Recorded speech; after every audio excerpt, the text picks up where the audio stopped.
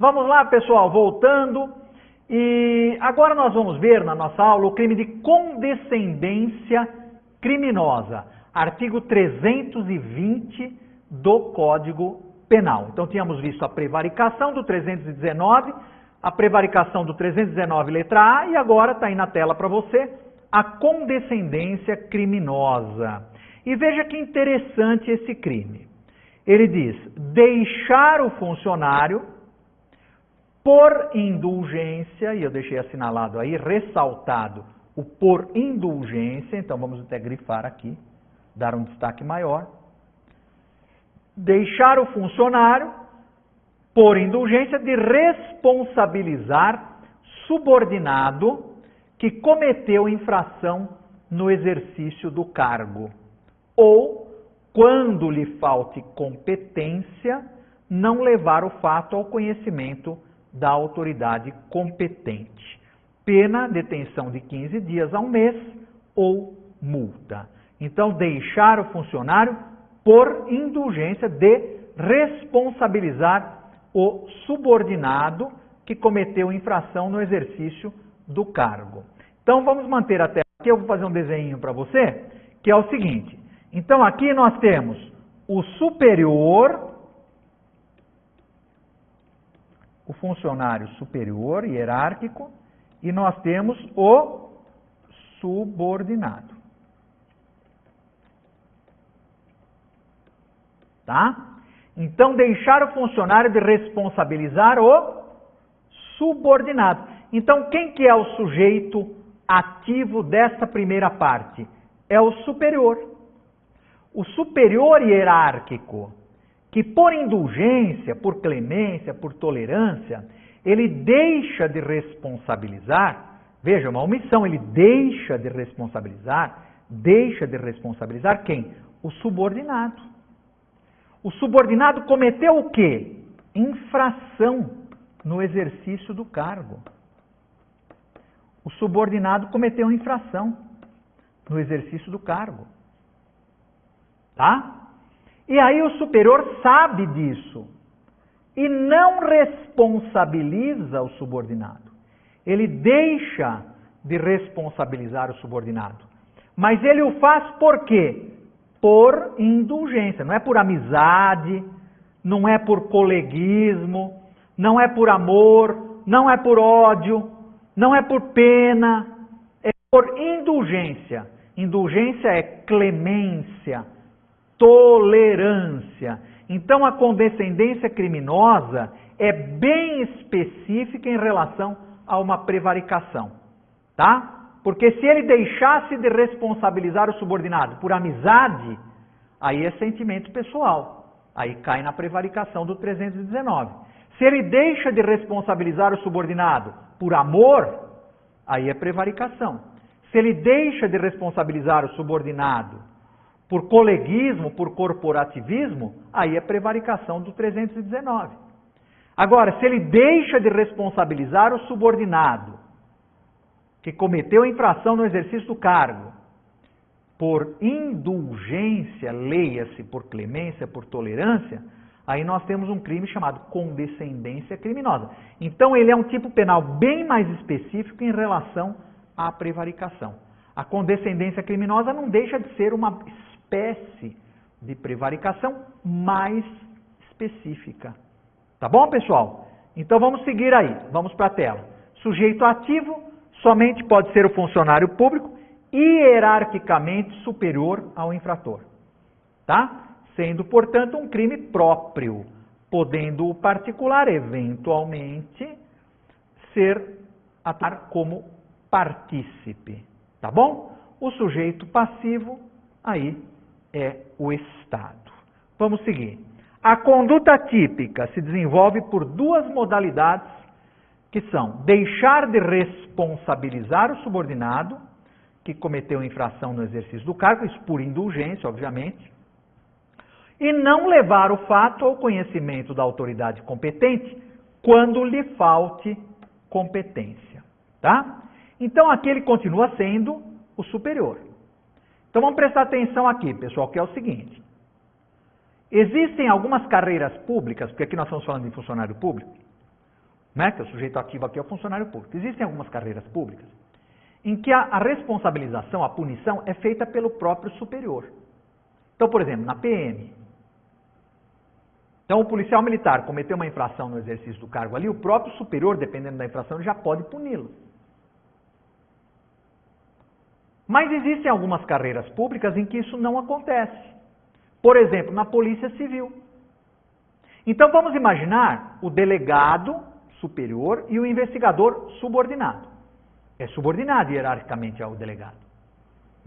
É uma carreira pública, digna, tudo, tem as suas atribuições, tem tudo, mas é subordinado ao delegado. Um oficial de promotoria é subordinado ao promotor com quem ele trabalha. Então vamos imaginar que o promotor descubra que o seu oficial de promotoria cometeu uma infração no exercício do cargo. Pode ser uma infração administrativa, pode até ser um crime. Cometeu no exercício do cargo. Qual é a obrigação do promotor? Responsabilizar esse subordinado. Só que o promotor, pela própria característica da nossa lei orgânica e das normas que regem as infrações disciplinares, o promotor não pode aplicar a ele próprio diretamente a pena ao seu subordinado. Então o promotor trabalha lá com o oficial de promotoria. O oficial de promotoria cometeu infração no exercício do cargo. O promotor, ele não tem competência, ele não tem atribuição para ele próprio responsabilizar. Agora, qual é a sua obrigação imposta por lei? É levar o fato ao conhecimento da autoridade competente. E aí nós temos as autoridades competentes. Nós temos o diretor-geral, nós temos o procurador-geral, dependendo da infração. E é apurado o fato por uma comissão processante permanente. Perceberam? Então, nesse caso, vejam vocês, ele não vai responsabilizar diretamente o funcionário. Não é a letra A. Ele entraria aí na letra B, ou seja, não levar ao fato ao conhecimento da autoridade competente. Mesma coisa o delegado. O delegado, ele não vai responsabilizar o investigador, ele diretamente, já ele vai punir. Não, ele vai levar ao conhecimento da corregedoria, que é o órgão cabível para a aplicação das sanções administrativas.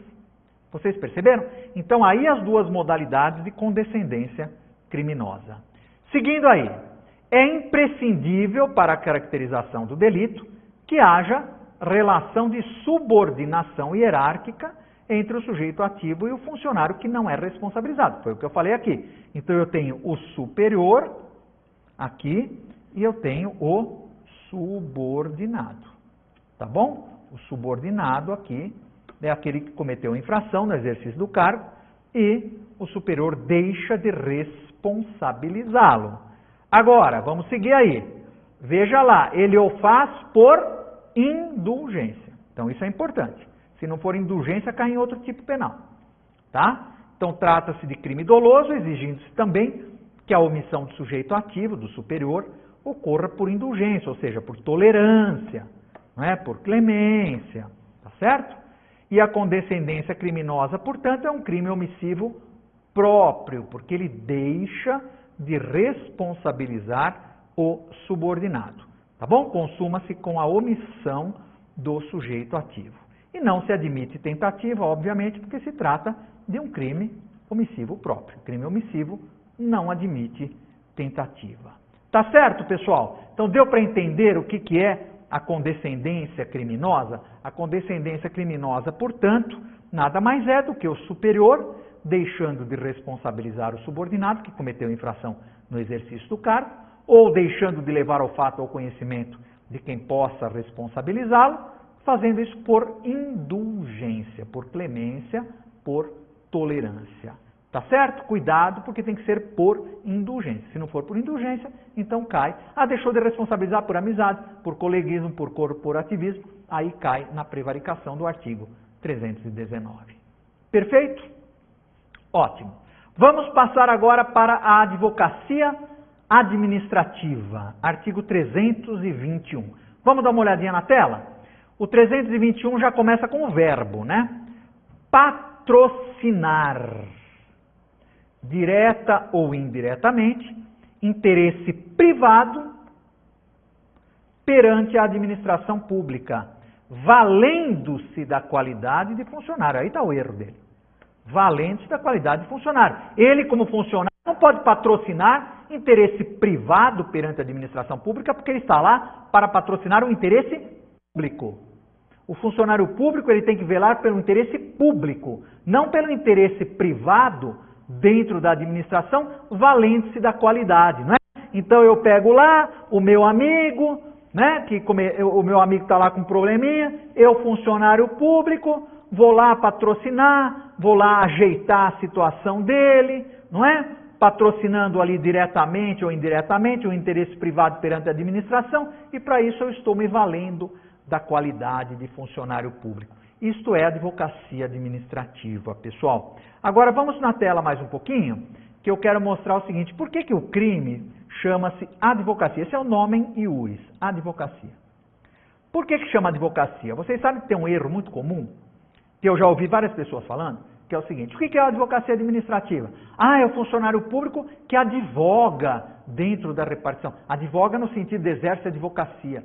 Ah, o funcionário público, ele faz petição, ele está advogando ali dentro, né? Porque nada impede que às vezes o sujeito seja servidor público e tenha o OAB.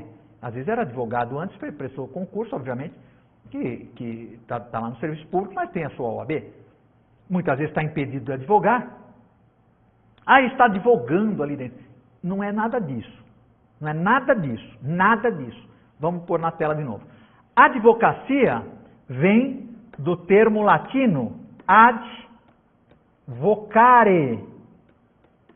Advocare nada mais é do que pedir por alguém.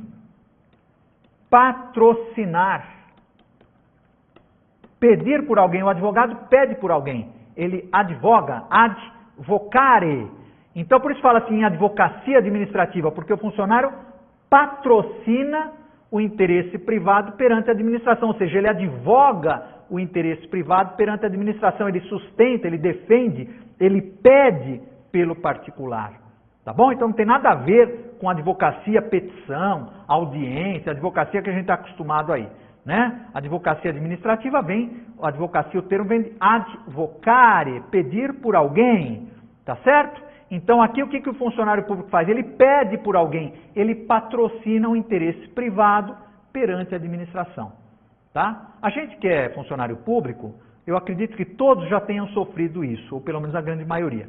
De ter um amigo, às vezes até um parente, que vem pedir para a gente acertar alguma coisinha lá dentro da repartição. Não é? Então nesse caso, pessoal, esquece, tá? Porque isso é advocacia administrativa. Vamos para a nossa tela, para a gente fechar? Sendo um crime próprio, somente o funcionário público pode ser o sujeito ativo. Perfeito. O sujeito passivo é o Estado. Tá? Até aí tudo igual dos demais.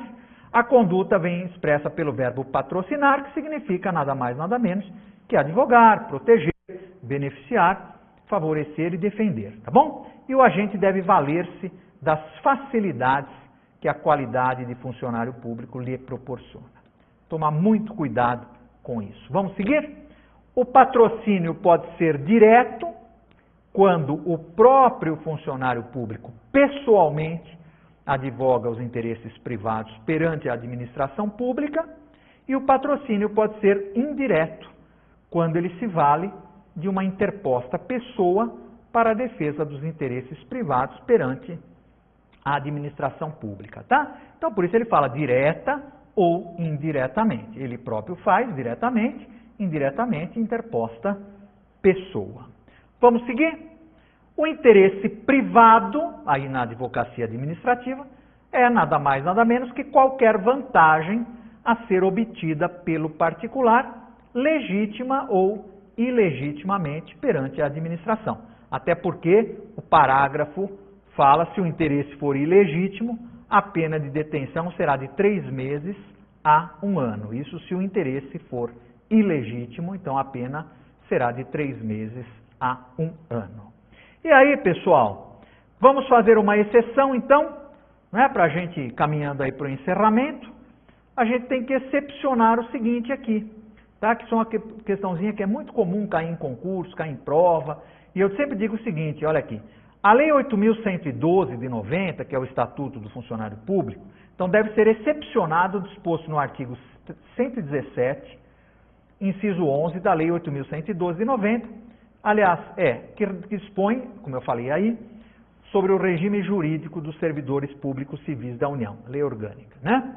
E diz o seguinte, ao servidor é proibido, inciso 11, atuar como procurador ou intermediário junto a repartições públicas, tudo bem? Aí então ele está dizendo exercer a advocacia administrativa, salvo, olha que interessante que ele permite, salvo quando se tratar de benefícios previdenciários ou assistenciais de parentes até o 2º grau ou de cônjuge ou companheiro. Olha que negócio esquisito. Então, quer dizer, o funcionário, servidor público, ele pode, se for caso de benefício previdenciário ou assistencial de um parente até o 2º grau ou de um cônjuge ou companheiro, aí ele poderia, em princípio, exercer a sua advocacia administrativa.